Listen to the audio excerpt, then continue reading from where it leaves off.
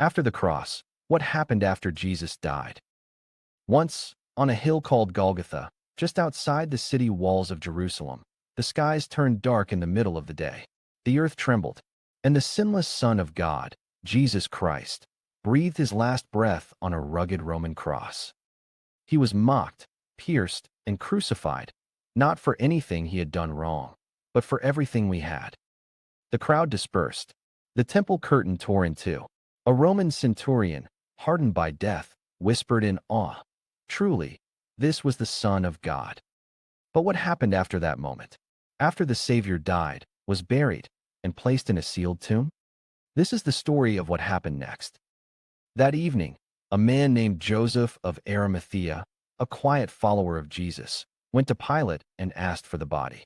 With great care, he and Nicodemus, another secret disciple, wrapped Jesus in linen and spices, according to Jewish burial customs, and laid him in a new tomb cut out of rock.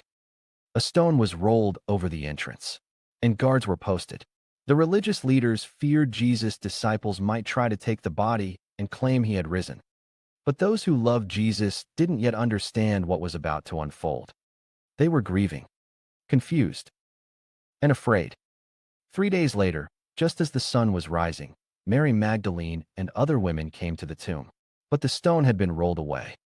The guards had fainted in fear, and an angel stood there, radiant and glorious, proclaiming the most important news ever spoken. "He is not here. He has risen, just as he said." The women ran to tell the disciples, but even then, their words seemed like nonsense to the men who were still hiding in fear. Peter and John raced to the tomb. They saw the linen cloths, the empty space, and slowly, hope began to rise. Later that day, Jesus appeared, not to the crowds, not in thunder or fire, but to two ordinary men walking on the road to Emmaus. He explained the scriptures to them, starting with Moses and the prophets, showing how the Messiah must suffer and rise again. Then, in the breaking of the bread, their eyes were opened. He was alive. Over the next 40 days, Jesus appeared many times to his disciples, to Mary in the garden, to Thomas who had doubted, and to more than 500 witnesses at once. He ate with them, walked with them, taught them, forgave them. And with each appearance, one truth became unmistakable. Jesus Christ had truly risen from the dead, bodily, physically, gloriously. He wasn't a ghost. He wasn't a myth. He was the resurrected Lord. Then, on a mountain in Galilee, he gave his disciples a mission. "Go therefore and make disciples of all nations, baptizing them in the name of the Father and of the Son and of the Holy Spirit." This command wasn't given to just a few. It was the birth of the church, the beginning of God's mission to the world. Jesus promised, "And behold, I am with you always, to the end of the age." 10 days after Jesus ascended into heaven, the disciples were gathered in Jerusalem during the feast of Pentecost. Suddenly, a sound like a mighty rushing wind filled the room. Flames of fire appeared and rested on each of them. They were filled with the Holy Spirit and began to speak in languages they had never learned, declaring the mighty works of God. The people were amazed.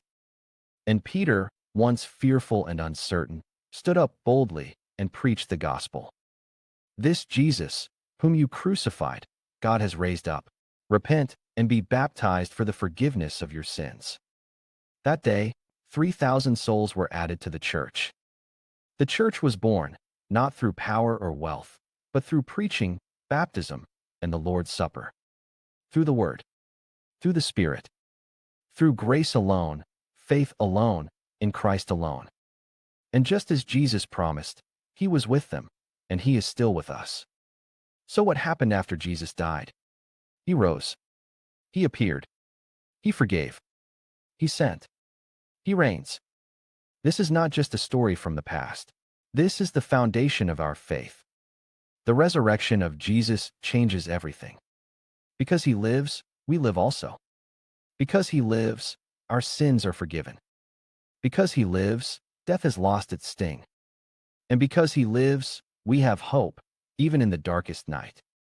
From death to life, from sorrow to joy, from fear to faith. This is the story of what happened after Jesus died. And dear listener, this story is still unfolding.